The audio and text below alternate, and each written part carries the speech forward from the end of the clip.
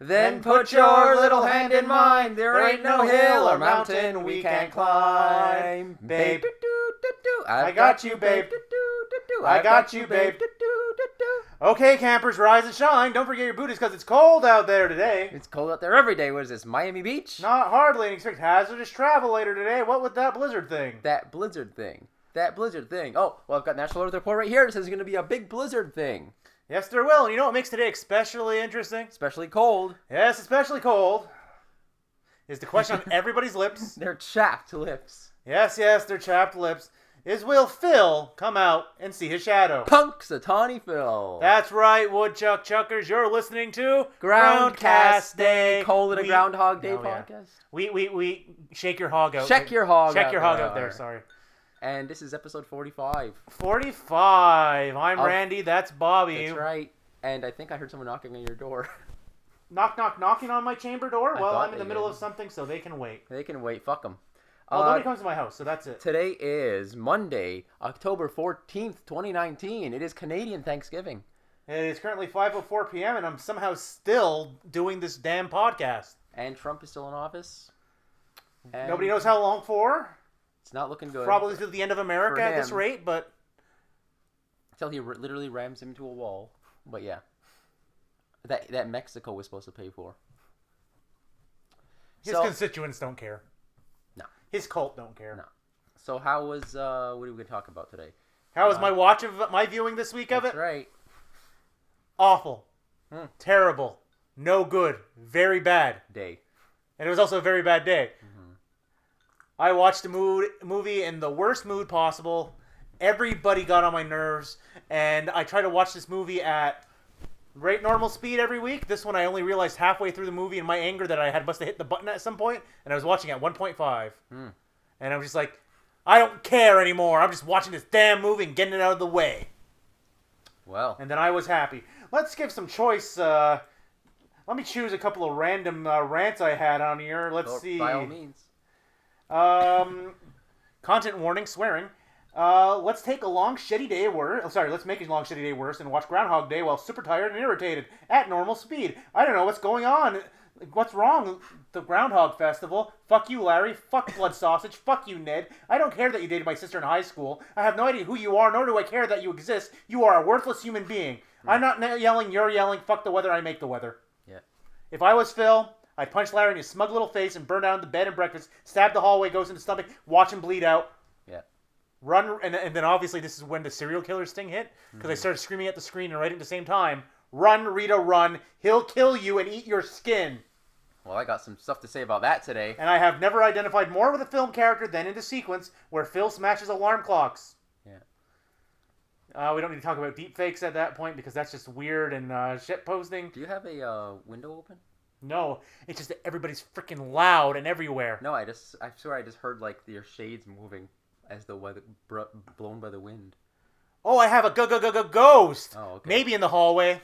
Possibly, yeah. But also I've had banging next door all day as they're doing some work and yeah. Asking you every day about how long you think winter's gonna last. No, that was you all summer. Mm-hmm. So I came up with some new shit this week. Bobby dug deep and then I stopped caring and paying attention. I dug really deep.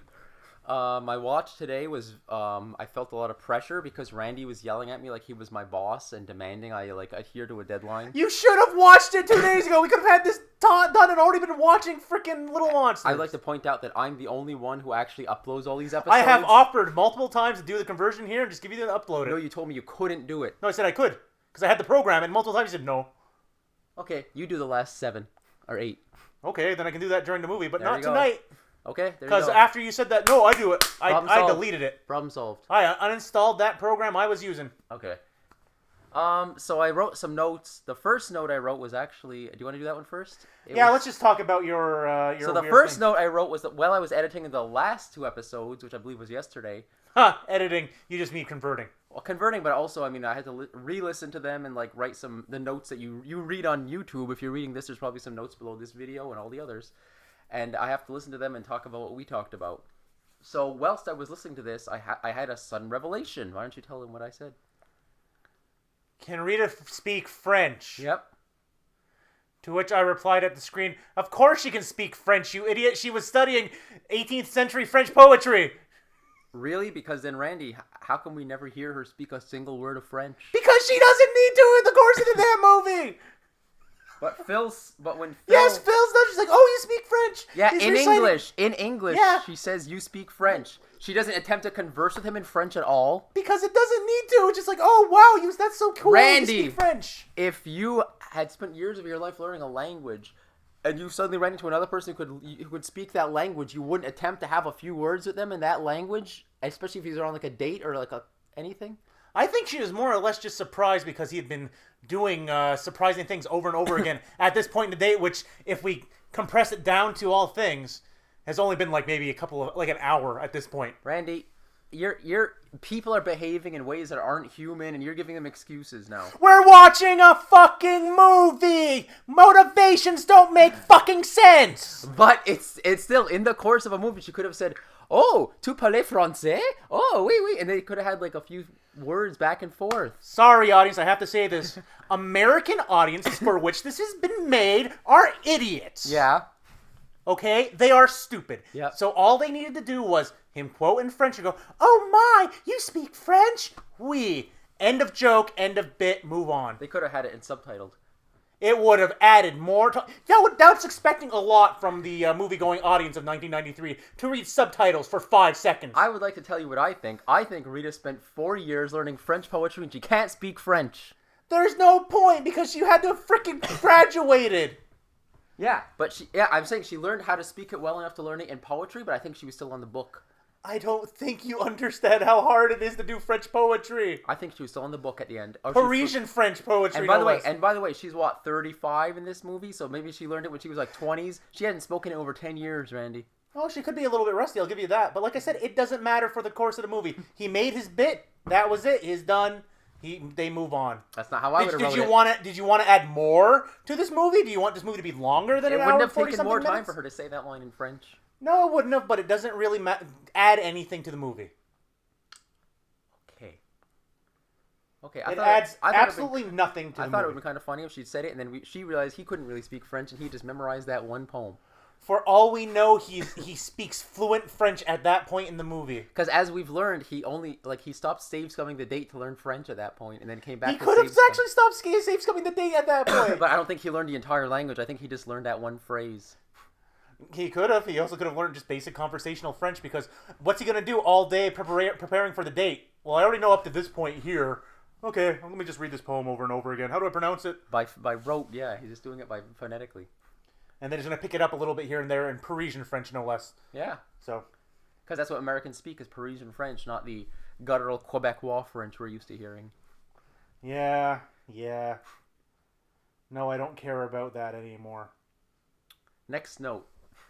I started out... Oh, no, I just jump around. I just go to whatever is of interest to me. Jump around. What is the significance of Phil wishing he was in Nevada because it's warm? Yeah. You answered your own question, because it's warm. But was there like a metaphorical thing between warmth and cold in this movie? That goes to show you actually don't listen to anything that I've ever said, because I talked about this back in like the 30 era of the thing where I talked about that. He talks about I'd be anywhere here, and what he's really pointing is the reality underneath of I'd be nowhere because it's pointing at nothing, and that he feels like he's nothing. He wants to be nothing. He wants to be nothing. I was talking about the difference between warmth and cold in terms of metaphors. Like, is there something... Because at the end we learned that he likes Rita. Rita's a snow angel, so cold equals good, so is heat equals bad. My question for you is, did you do your due diligence? Did you look into how many times they mention how hot and cold in this film? I'll have to watch it again. Because that's how you answer your question. It's like, is there a... It's like, you can't know unless you do the work and actually check out how many times. Yeah, not. You don't have to go like, oh, he said warm something or related to warm like 1,000 times. No, you're just going, okay, so no, they bring up warm in these situations. I'm just wondering if he goes from being a warm lover to a cold lover. Because at the end he's like, there's nothing I could wish more for than 6 more weeks of winter. No, I think honestly, just off the top of my head, just pantsing it here, that at the beginning of the movie, he would be more of a cold person. He's not a very nice person. And by the end of the movie, as he becomes a good human being, he becomes a warmer So it's just person. inverse. Yeah, he goes from being. They've If inverted- I could be, his goal in life would be to be warm. That's what his point to do. If you want to go to the base thing of that. So they inverted the y-axis on that one. Yep. All right, next point. What did I want to jump around to? I had a real revelation this week. I mean, we have to talk about it. One of the last points I said, but we can just go through them as you wish. Does anybody qualify a glass as half full if they've been drinking from it? Yeah. Only when they're asked philosophical questions about pessimism and optimism. Yeah, exactly. Think about this. Have you ever been drinking a glass and you're just like, you finish half of it and you look at it, you're like, huh, that glass is half full. Nobody fucking says that. That's retarded. You're forgetting that I was in liberal arts. So I have actually sat there and went, huh, this glass is half full to me today, that not half empty. And then Okay. pontificated on why that was. Well, I will say, as I sip from my glass of Bloody Caesar, that every time I look at my glass, I'm estimating how long it'll take before I have to refill it. So I always look at the glass as half empty. So when Phil pretends to order from the cop, I assume they were going to split the 2 large fries. Who got the Coke instead of a milkshake? Mm-hmm. Well, if we want to take it literal, it's like I have a feeling that the fat guy probably got the milkshake because there's more calories to it. Mm-hmm. Actually, is there more calories? Yeah, there's more calories if it's a proper milkshake. Yeah. Yeah, okay. And this coming from a fat guy. There is quite a lot of calories in a soda, I'll give you that, but it cannot stand up to a milkshake. That's why I literally paused and wait. Is there more? Yeah. That high fructose corn syrup, although this was 93, maybe it was real sugar. But anyway, no, this would have been like they the already start. switched over, yeah. It would have been the start of the high fructose corn syrup. But anyway, that's got a lot of calories, those sugary drinks, but that milk fat is really quite a bit. I've done that many times. You just noticed that Phil drinks the coffee right out of the pot before the Wretch speech. I do that all the time. I guess I wasn't very observant. Yeah, I notice that all the time, but I myself do that all the time if I have a pot of coffee in the house. Well, that's because you live alone. Yeah. Alone. Which is great. So alone. Except for the ghost. So, just tell me which point you want me to bring up that you're saying that it was a major revelation for you. Oh. Okay, well... Is it something about the fact that that women, specifically, changed their clothes based on the event that they are attending? No, that was just something I noticed today. But if I want to talk about the architecture of Phil's apartment for a second. Oh, stairs. Yeah. Okay, so let me go quote exactly what We've you learned said. a new thing about the apartment this week. That we've... No, I can't picture it in my head, so you're going to have to tell me. So you want to go to the tape? I do want to pause it because I can't find it on your note. So we'll be right back. After these messages, we'll be right back. And we're back. And we're back. So yeah, Randy, what do you think of that staircase? Well, from what I can see, we never see that side of the room, like where she's exiting, except for that one time. That's right. And which leads me to believe that there's a little bit more of a landing there. So we know that the bed and breakfast functions in this world as some sort of TARDIS, if you will. It's bigger on the inside than it is on the outside. What do you call that? Escherin? Yeah. MC Escherin? I'm leaning more towards, like I said, a TARDIS, but like Doctor Who people out there. You're a TARDIS. It's a name of a thing in a science fiction series. Okay.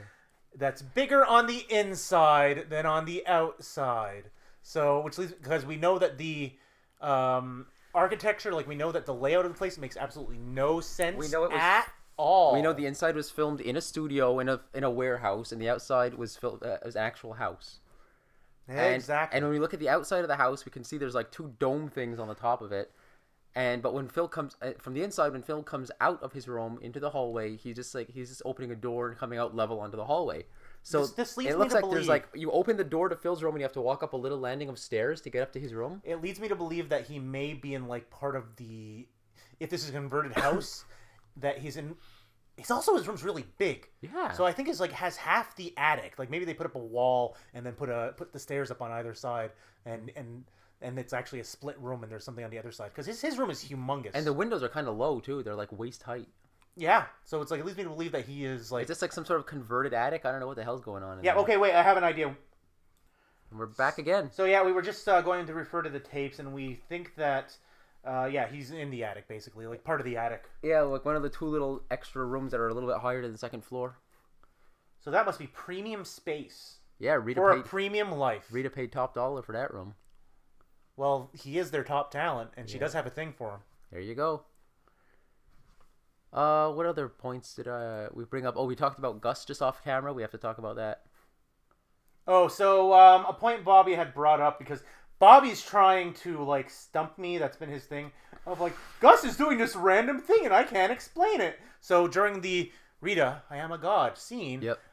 Gus is standing when they approach him, and so we watched the scene again, and I was able to kind of explain it to Bobby in a way that makes sense of why he would stand.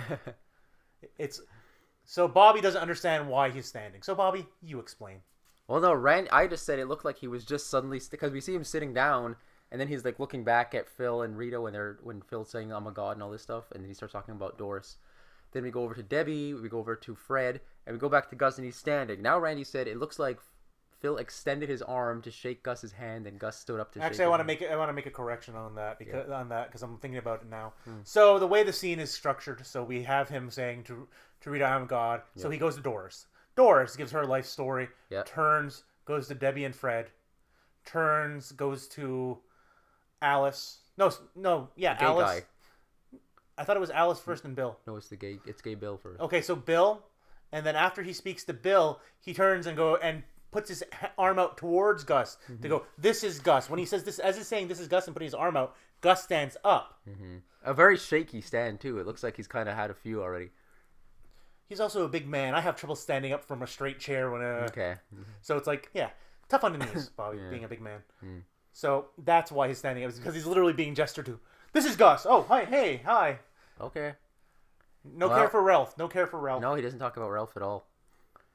Because as we know from earlier, Ralph does inexplicably. No, not Ralph, but a guy who looks like him inexplicably gets up. What did he die of? He was just old. The American healthcare system, ladies and gentlemen. Yep. That nurse did not give a shit about Old Man Collins.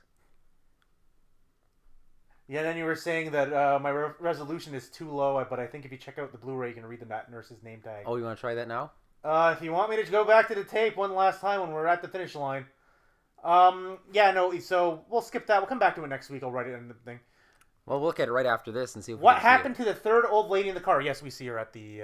we do see her? She's Felix's wife. Oh. And then the other two are dancing together. Yeah, I know those. Larry. Yeah. We've had this conversation all about white, 3 times. all old white one look alike to me. I can't tell them apart, Randy. We've literally had this conversation 3 times, one for each old lady. I have no memory. Yeah, we know. I have no memories left. Oh my God! Right after the Chekhov speech, there's a guy in the background wearing a green vest who's smoking a huge pipe. So Bilbo Baggins was in this movie. This is like, is this the sequel to the Lord of the Rings trilogy? Is this the Tolkien's Sixth Age? I fucking hope it's not the prequel by Peter Jackson, because that movie sucked. The unnecessary sequels? The unnecessary prequel.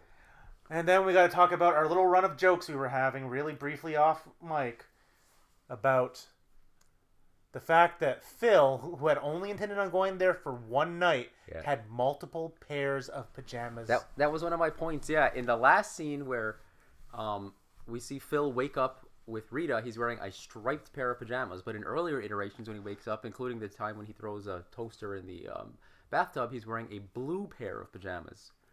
So I was wondering why he brought 2 pairs of pajamas when he was only intending to stay there for one night. Then I joked that maybe he pisses himself a lot. Well, he is an old man in this movie, so... Almost 40, he's getting... He has a prostate issue. It could just simply be, as I was saying, that maybe he just decided to pack 2 pajamas, like, just in case. But why?